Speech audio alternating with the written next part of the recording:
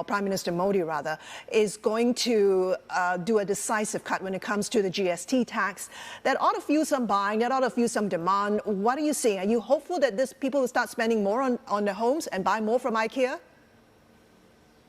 We see a huge opportunity in the coming period in India. IKEA is a company with a very long-term perspective. We've entered the market with our retail stores about 7 years ago, and we look ahead for the coming development of maybe 30, 40, 50 years. And we see India as one of the most promising markets around the world. Both the economical development doing very well and the whole demographics with very young nation is looking potentially very good for us in IKEA. And hence the short term ups and downs we don't really bother so much about. We're creating our agenda where we focus on becoming affordable, really trying to set up more local sourcing in India. We're trying to be more accessible with our new touchpoints, new formats, online developments, as well as working on our sustainability agenda where we look at how we can both produce products in a better way as well as putting the right type of energy into our facilities. Did you have to change the way you design the furniture, your accessories, just to suit more the Indian homes and Indian lifestyle? In general, we have brought the same range to India as we sell everywhere else because it's the part of the brand. Then we see that some activities in the home in India is slightly different, so we've adjusted it. One big area has been actually kind of a humidity proofing range, because we see that especially how people are washing, how the Indians are washing their homes is quite different situations. So it's much more water on the floor and so on. So we have now lifted a lot of the furniture on little pegs in order to allow for this. So this may be the biggest adjustment we've done. Otherwise, we really want all Indians to experience the same IKEA as in the rest of the world. Then gap fillers for products that are needed here, that are not needed, especially around cooking, where the Indians cook slightly different to people in other countries where we've added different products, as well as maybe sleeping, where both here and in other Asian countries we see that people prefer a much firmer mattress, and hence we have firmed up the mattress range to better fit the local needs. Okay, so you have made some slight adjustments and changes. Just between you and me, I hate the humidity as well. India is also a very value-conscious market. Are you able to balance the affordability while staying true to IKEA's brand and quality? Yeah, we believe so. We have invested a lot in pricing at the lower price point. So we have about 750 articles below 100 rupees, which is about €1 or about $1 also actually. So there is something for everyone to shop at IKEA. So you don't have to have a big wallet to come to IKEA at all. So whoever wants to have an experience of the IKEA brand and our range can come to IKEA and shop a number of products that will fit your household.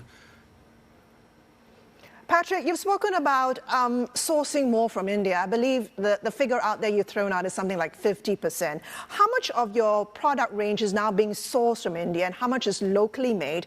And what's your goal or what's your key targets to up that amount or that percentage?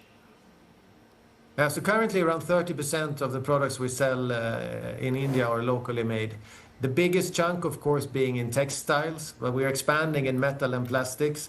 The next one to really crack is furniture production and wardrobes, kitchens, and so on. And here we are a little bit challenged so far by the availability of wood, but we're working on many sides to get access to sustainably sourced wood, because we have very high demand on the quality and the way the wood has been growing and how we treat the people who work in these areas. And this type of certified wood is hard to get access to today in India. But we are also adjusting a little bit our demands, not demands on the wood, but the wood types. We have previously preferred a lot of blonde woods, of course, but we're now looking at mango wood. We're looking at some other woods that we can use as well. It sounds like you're already doing a lot of sourcing in India. Is it possible that you could be using India as a manufacturing hub for some of the other IKEA markets? Already today, the majority of the products that are made in India are actually exported. So India is already a hub for mainly textiles, plastic and metals, which we export to all markets around the IKEA world. Now we're hoping then by expanding into furniture production as well, that we will be able to make in India and also export furniture. So we have high hopes on growing our share of exported furniture out of India. So absolutely, yes, there is a big potential for India to grow as a furniture hub for IKEA around the world. Okay, so in terms of stores, in terms of sales, what is your outlook for the Indian market? What would your footprint look like in the next 5 years?